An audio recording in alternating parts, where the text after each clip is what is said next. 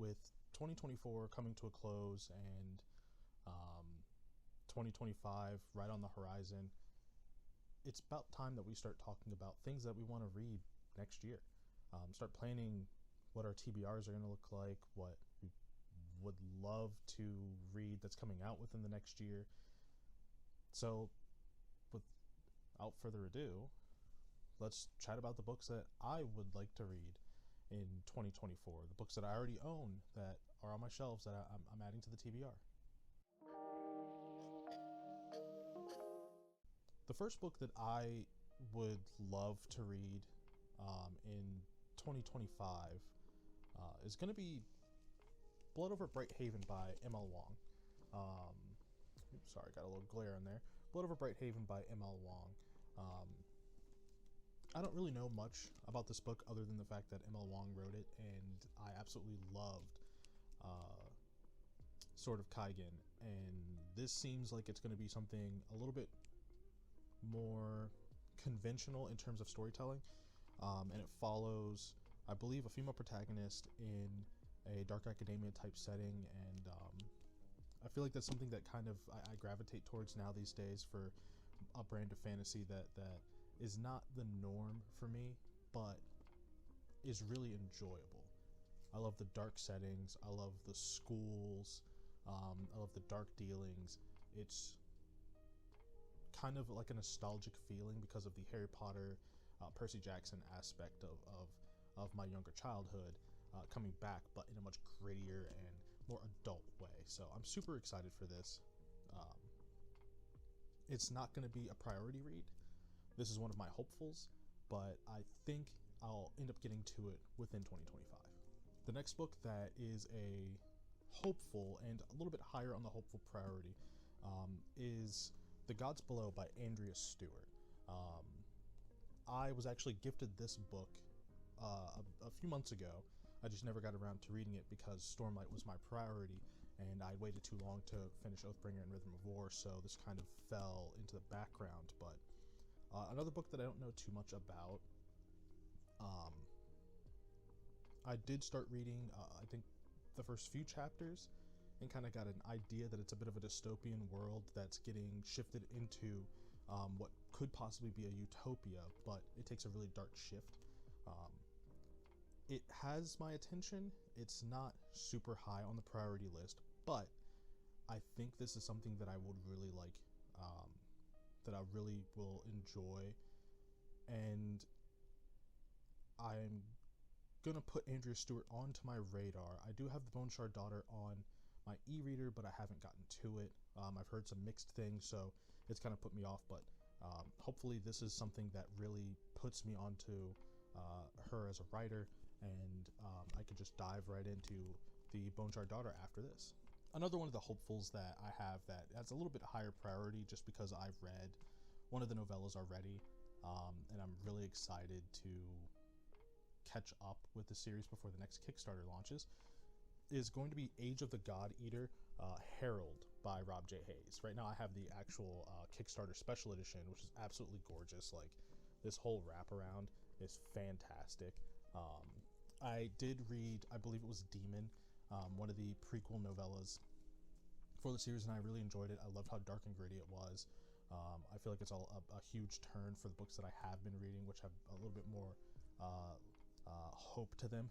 That book, totally no hope, but it is a super interesting world where we see demons have taken over, and at least within the prequel, demons have taken over. We follow those characters to see how they survive, and I believe in the second novella we see the descendants of those characters, and how they interact with the angels on that side. And I believe in this third one it is a pit between humans, demons, and angels, so it'll be a really cool book. I think I am enjoying the fact that we're going back to this sort of old school route of angels and demons, or vampires and lycanthrope.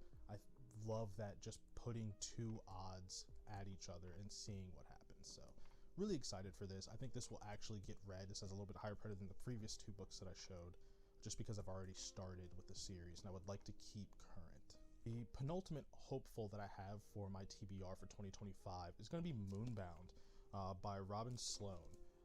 This is a book I picked up several months ago when I saw it. The cover absolutely caught my eye. Like, look at that. The thing is absolutely stunning. And when I originally read, this is months ago, so I don't really know right now, and I don't care to really check because I like going in a little bit blind. I think it gives less bias on what you might think the book might end up being, and so you probably end up having a better time. But I know this is a blend of sci-fi and fantasy, and so with a lot of that coming out these days, I feel like there's a lot of fresh ideas that we can get that's not within the sci-fi realm or within the fantasy realm separately. So I'm super excited for this. This is also pretty high on my priority list for hopefuls. Just because it's a small book, I can probably kill this in a week or two, depending on how busy I am in life. And I think it'll break up the monotony of the constant fantasy that I'm reading right now, and just give me something a little bit different when I'm feeling kind of bogged down, kind of in a slump with what the general normal reads are. So that'll be that. And hopefully, if I really enjoy this, I can pick up Robin Sloan's other books. I've heard they're really, really good. So we'll see how we feel about this one.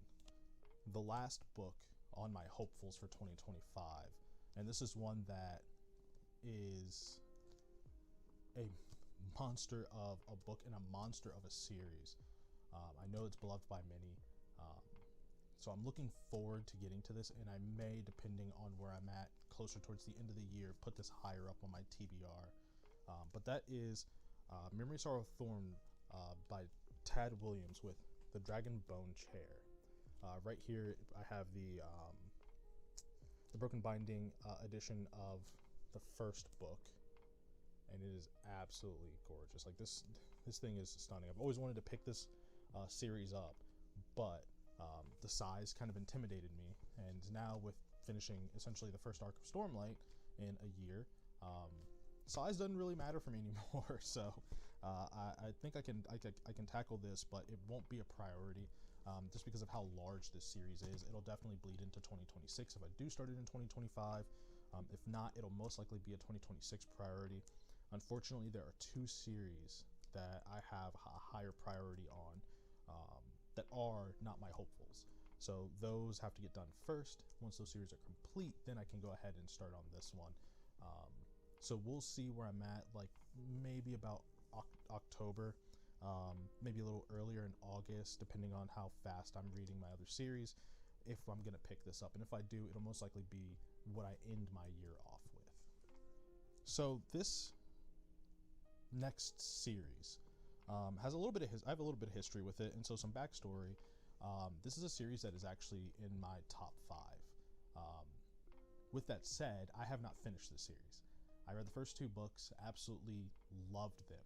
But when it came time to read the third book, I kind of fell out of my reading habits at the time. And I also saw that a lot of people touted this as the book that broke them. I wasn't really interested in being broken. I was in a place where it probably wasn't the best thing for me. So I'm in a much better place now to read this series all the way through. And so I can solidify it as the top 5, or a series within my top 5 books of all time. And that is going to be the Greenbone Saga by Fondly. And like the Dragonbone Chair, I do have the Broken Binding editions of the series. Let's just get a little pan of the entire thing. These are absolutely amazing, and I was so excited when they said that they were doing this series. I think the cover artist absolutely killed it. I think Patrick did a wonderful job with providing some ideas for the designs, some direction for it. But this is something that absolutely just blew my mind when it came out. I think it was such a fresh take on a bit of mobster family ties sort of series. I absolutely love book 2. I think it is my favorite one of the 2. But I have heard that Jade Legacy is a fantastic conclusion, and so it's possible I'm really worried about this scene right here.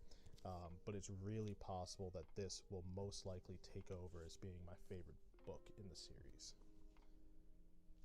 If you aren't aware of what the Greenbone Saga is, for a lot of people, they describe it as being the Godfather, an Asian-influenced Godfather, which kind of is accurate, but I would say it is much more a tragedy, a mob family tragedy. We span generations of the family to see how they go from this large and in charge group in their country to possibly the downfall of them.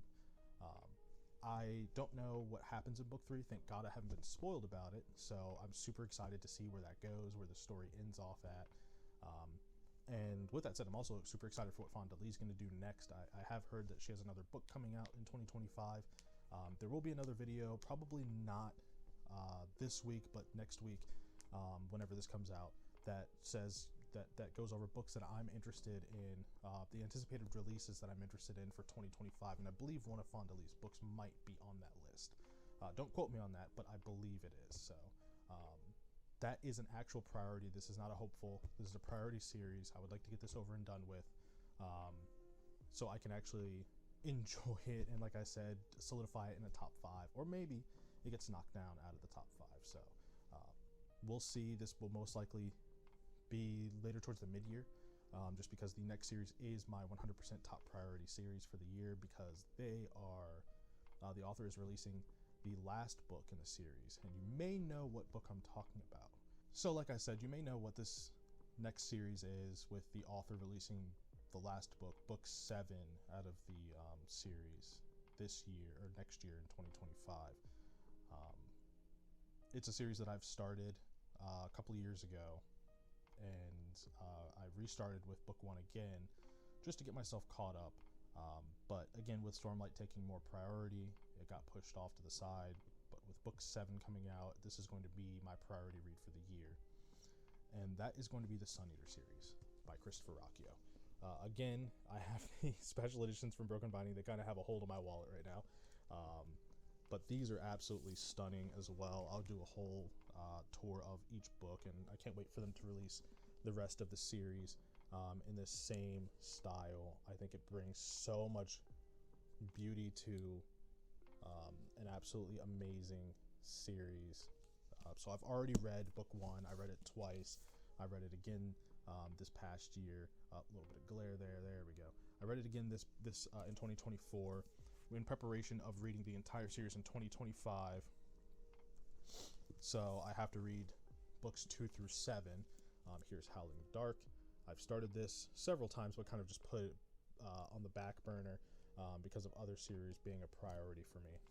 But this is absolutely another gorgeous looking cover for book 2, and book 3 being very similar to the original book 3, but kind of just taking what they did and really hammering it home.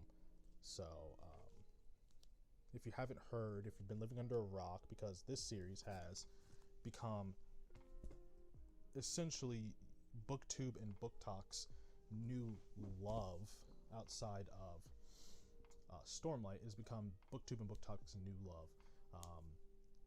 Suneater is a tale of Hadrian Marlowe and his recount of his life leading up to the events of him both destroying a son and causing a mass genocide.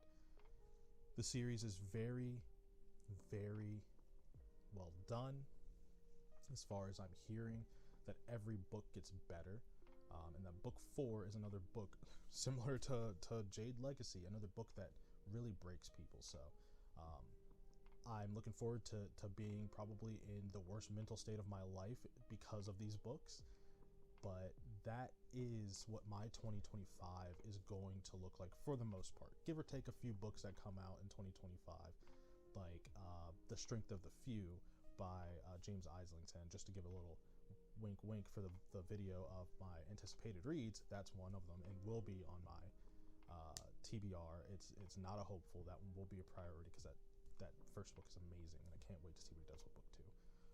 But yeah, that's going to be it for me. Tell me down below, what books are you planning on picking up and reading in 2025? What are your hopefuls? What are your anticipated reads? What are your priorities for 2025? Let me know down below. If you like this video, go ahead and give it a like, comment, and subscribe. If you didn't, please tell me down below what I could change, what I could do better.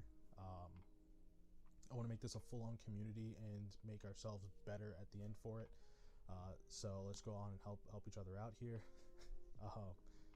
If you're feeling kind enough to do so, go ahead and follow my Instagram. I'll leave it down below as well. And also, if you're interested in videos that are more vlog style, not these talking head videos, but if you're more interested in vlog style videos that blend both reading and life, I'll also leave my wife's channel down below for you to go ahead and follow. She does some stuff like that, so please go and show her some love. But other than that, I'll check y'all out, or I'll see y'all later.